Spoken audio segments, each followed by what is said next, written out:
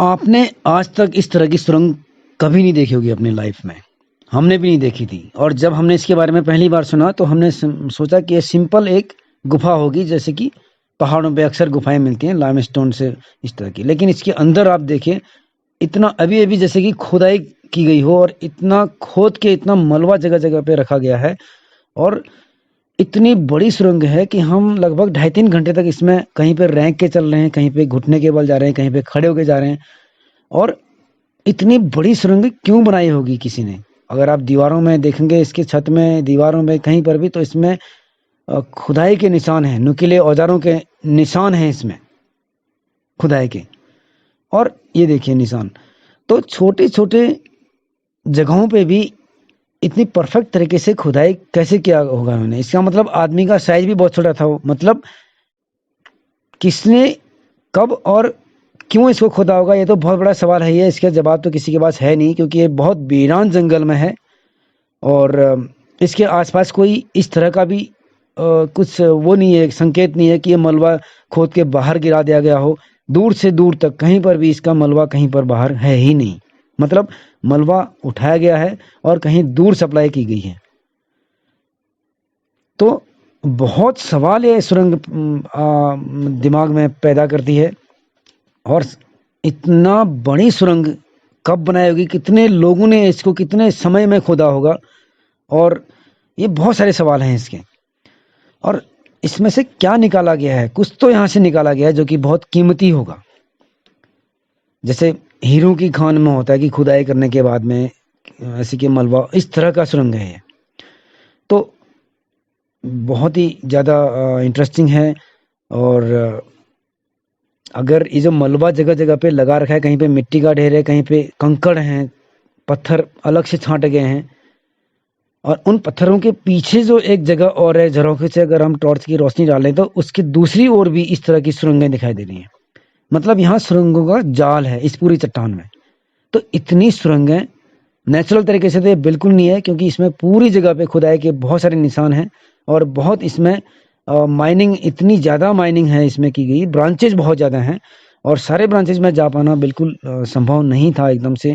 एक तो रिस्क भी है, क्योंकि इसके अंदर लेपर्ड ने कई सारे जानवरों के वो भी रखे हुए हैं, हड्डियां रखी हुई हैं। और जगह जगह पे फंसने के चांस भी इसमें है, क्योंकि कई जगह पे आपको खड़े होके जाना है, कहीं पे बैठ के जाना है, तो कहीं पे सांप की तरह रैंक के जाना है। और 20 फीट या 10 फीट आगे रैंक कर जाने के बाद में खुली जगह मिलेगी, फिर आप और खड़े होके जा सकते हो, इवन दौड़ भी सकते हो, फिर से आपको नैरो जगह आएगी। तो इस तरह से करीब 2-2.5 घंटे की यात्रा के बाद सुरंग में हम लोगों ने सोचा कि अभी आज के लिए बस इतना ही है, क्योंकि बहुत टाइम हो गया था अंदर हमें। तो नेक्स्ट हम दोबारा से जाएंगे और दोबारा से दूसरी जो सुरंगें हैं उनको एक्सप्लोर करेंगे, आपके सामने उनको भी लेके आएंगे। कहानी के अनुसार जो हमें बताया था, ये जो मलबा है इनके पीछे, यहाँ जो रोशनी लगी है इसके पीछे और सुरंगें हैं बहुत सारी, दोनों तरफ। कहानी के अनुसार जब देवताओं और राक्षसों में युद्ध हुआ था, तो देवता लोग अपनी जान बचाकर भागने के लिए इसी सुरंग में गए थे। और ये सुरंग देवताओं की सुरंग नाम से ही फेमस है। और इन सुरंगों में कहीं पर एक जगह जाकर के हम उस दीवार को ढूंढने जा रहे हैं जो कि बंद कर दिया गया था पत्थर लगा करके। देवता लोग जब उसके अंदर गए तो देवताओं ने उसको बंद कर दिया था, और आगे जाके स्वर्ग जाने का एक रास्ता है, इसलिए वो बंद कर दिया था कि हर कोई उसमें ना आ सके। तो हम उसकी तलाश में गए थे। और हमें काफी समय, करीब 2-2.5-3 घंटे हो गया था ढूंढते ढूंढते, ऐसा कुछ समय मिला नहीं।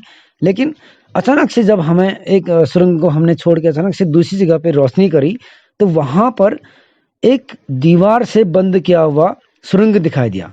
तो हमें उस बंदे की बात याद आई कि हो सकता है कि ये वही जगह हो, और जहां से देवता लोग स्वर्ग में एंट्री किया था। हमें वो जगह तो मिल गई है, ऐसा लग रहा है कि हमें वो जगह मिल गई है कि जहाँ से देवता लोग स्वर्ग में एंट्री किया होगा। तो अब आगे उत्सुकता तो बहुत है कि हाँ इसको खोल के देखते हैं क्या है, लेकिन डर भी बहुत ज़्यादा है। और सस्पेंस भी है, और बहुत ज़्यादा रोंगटे भी खड़े हो रहे हैं, क्योंकि एक तो इतना सफ़र हमने 2-2.5 घंटे का सफ़र इसमें कर लिया है, और उसके बाद अंदर ब्रांचेज बहुत ज़्यादा हैं, और सुरंगें बहुत ज़्यादा हैं। और क्या करना चाहिए हमें? इसके अंदर जाना चाहिए कि नहीं जाना चाहिए? तो आप बताइए क्या करना चाहिए, अगर आप होते तो क्या करेंगे आप इसमें।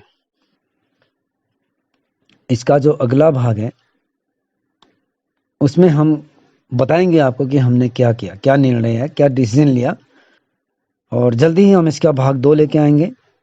और वैसे पूरा भी जो वीडियो है अगर आप देखना चाहें तो काफल हिल ऑफिशियल के यूट्यूब चैनल पे ये पूरा वीडियो अवेलेबल है।